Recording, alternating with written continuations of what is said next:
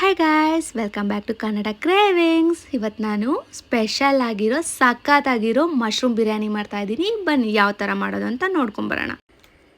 ಇಲ್ಲಿ ನಾನು ಹಸಿ ಬಟಾಣಿ ತೊಗೊಂಡಿದ್ದೀನಿ, ಕೊತ್ತಂಬರಿ, ಪುದೀನ, ಕಾಯಿ ತೊಗೊಂಡಿದ್ದೀನಿ, ಈರುಳ್ಳಿ, ಟೊಮಾಟೊ ಕೂಡ ತೊಗೊಂಡಿದ್ದೀನಿ. ಎಷ್ಟು ಕ್ವಾಂಟಿಟಿ ಬೇಕೋ ಅಷ್ಟೇ ಕ್ವಾಂಟಿಟಿ ತೊಗೋಬೇಕು. ಇಲ್ಲಿ ಬೆಳ್ಳುಳ್ಳಿ ನಾನು ಸುಲ್ಕೊತಾ ಇದ್ದೀನಿ. ಮಿನಿಮಮ್ 1 to 2 ಆದರೆ ಸಾಕು.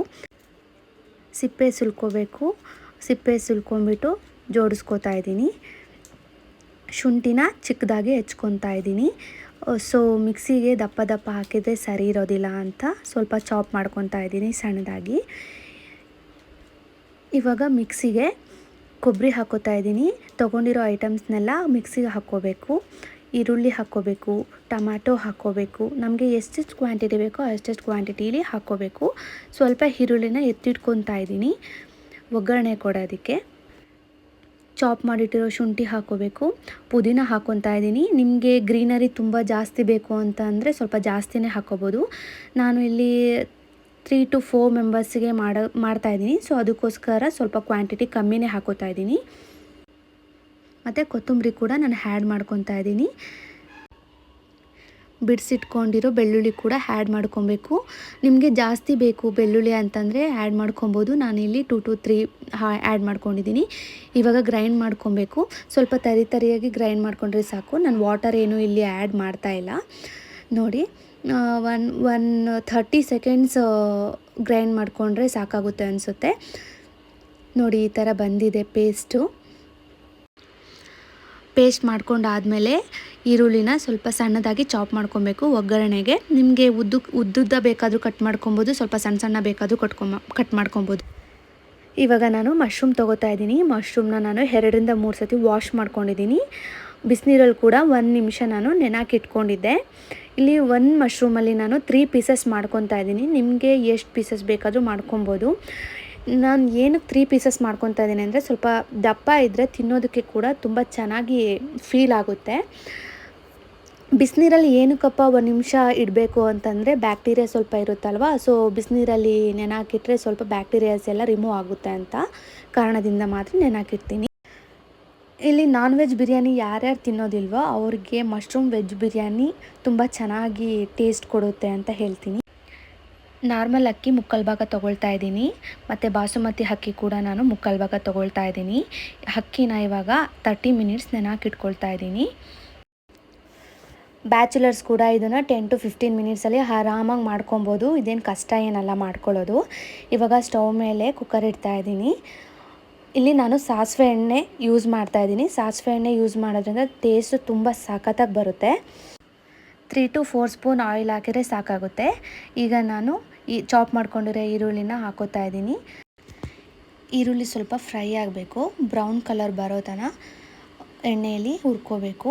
ಈಗ ಪುದೀನ ಹಾಕೋತಾ ಇದ್ದೀನಿ. ಟೇಸ್ಟ್ಗೆ ಸ್ವಲ್ಪ ಹಾಕೋತಾ ಇದ್ದೀನಿ. ನಿಮಗೆ ಸ್ವಲ್ಪ ಜಾಸ್ತಿ ಬೇಕು ಅಂದರೆ ಜಾಸ್ತಿ ಕೂಡ ಹಾಕ್ಕೋಬೋದು. ಇದು ಕೂಡ ಬ್ರೌನ್ ಕಲರ್ ಬರಬೇಕು.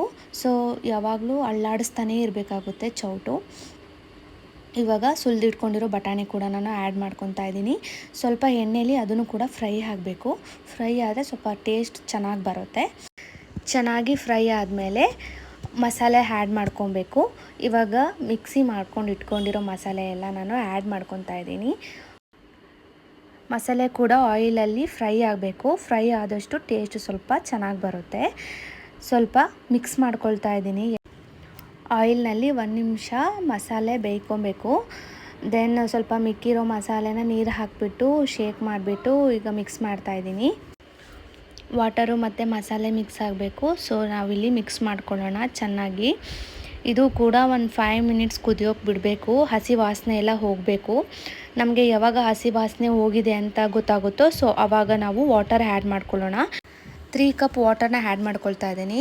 ಇಲ್ಲಿ ಖಾರದ ಪುಡಿ ಯೂಸ್ ಮಾಡ್ಕೊಳ್ತಾ ಇದ್ದೀನಿ. ನಿಮಗೆ ಖಾರದ ಪುಡಿ ಬೇಡ ಅಂತಂದರೆ ಹಸಿಮೆಣ್ಸಿನ್ಕಾಯಿ ಕೂಡ ನೀವು ಯೂಸ್ ಮಾಡ್ಕೊಬೋದು. ಇಲ್ಲಿ ನಾನು ಗರಂ ಮಸಾಲ ಯೂಸ್ ಮಾಡ್ತಾ ಇದ್ದೀನಿ. 1 ಸ್ಪೂನಷ್ಟು ಗರಂ ಮಸಾಲ ಇಲ್ಲಿ ನಾನು ಹಾಕ್ತಾಯಿದ್ದೀನಿ. ಚಿಕನ್ ಮಸಾಲ ಕೂಡ ನೀವು ಹಾಕ್ಕೋಬೋದು, ಎಷ್ಟು ಬೇಕೋ ಅಷ್ಟು ಹಾಕ್ಕೋಬೋದು. ರುಚಿಗೆ ತಕ್ಕಷ್ಟು ಉಪ್ಪು ಹಾಕ್ಕೋಬೇಕು. ಇಲ್ಲಿ ನಾನು ಕಲ್ಲುಪ್ಪು ಯೂಸ್ ಮಾಡ್ತಾಯಿದ್ದೀನಿ. ನಿಮಗೆ ಎಷ್ಟು ಬೇಕೋ ಅಷ್ಟು ಹಾಕ್ಕೋಬೋದು. ಸ್ವಲ್ಪ ಹಾಕಿ ಆಮೇಲೆ ಟೇಸ್ಟ್ ನೋಡಿಬಿಟ್ಟು ಕಮ್ಮಿ ಆದರೆ ಹಾಕ್ಕೊಳ್ಳಿ. ಜಾಸ್ತಿ ಆಗಿಬಿಟ್ರೆ ತಿನ್ನೋಕ್ಕಾಗಲ್ಲ. ಮಿಕ್ಸ್ ಮಾಡ್ಕೊಬೇಕು. ಎಲ್ಲ ಮಸಾಲೆ ಕೂಡ ಮಿಕ್ಸ್ ಮಾಡಿಕೊಂಡು ಸ್ವಲ್ಪ ಹೊತ್ತು ಬಿಡಬೇಕು. ದೆನ್ ಇಲ್ಲಿ ನಾನು ಅಕ್ಕಿ ಆ್ಯಡ್ ಮಾಡ್ಕೊತಾ ಇದ್ದೀನಿ. 30 ಮಿನಿಟ್ಸ್ ನೆನಾಕಿ ಇಟ್ಕೊಂಡಿದ್ದೆ ಅಲ್ವಾ, ಸೊ ಅಕ್ಕಿನ ಆ್ಯಡ್ ಮಾಡ್ಕೋಬೇಕು. ಅಕ್ಕಿನ ಆ್ಯಡ್ ಮಾಡ್ಕೊಂಡ್ಮೇಲೆ ಸ್ವಲ್ಪ ಚೆನ್ನಾಗಿ ಮಿಕ್ಸ್ ಮಾಡ್ಕೊಬೇಕು. ಒಂದು ಕುದಿ ಬರೋ ತನಕ ಲಿಡ್ನ ಕ್ಲೋಸ್ ಮಾಡಬಾರ್ದು. ದೆನ್ ಮಶ್ರೂಮ್ನ ಆ್ಯಡ್ ಮಾಡ್ಕೊಬೇಕು.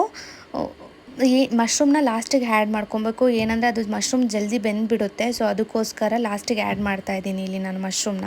ಸೊ ಮಶ್ರೂಮ್ ಹಾಕಿದ ಮೇಲೆ ಸ್ವಲ್ಪ ಮಿಕ್ಸ್ ಮಾಡ್ಕೊಳ್ಳೋಣ. ಎಲ್ಲ ಮಿಕ್ಸ್ ಆಗಬೇಕು. ಸೊ ಮಿಕ್ಸ್ ಆದಮೇಲೆ ಉಪ್ಪು ಖಾರ ಎಲ್ಲ ಮಸಾಲೆ ಕರೆಕ್ಟಾಗಿದೆ ಅಂತ ಟೇಸ್ಟ್ ನೋಡೋಣ.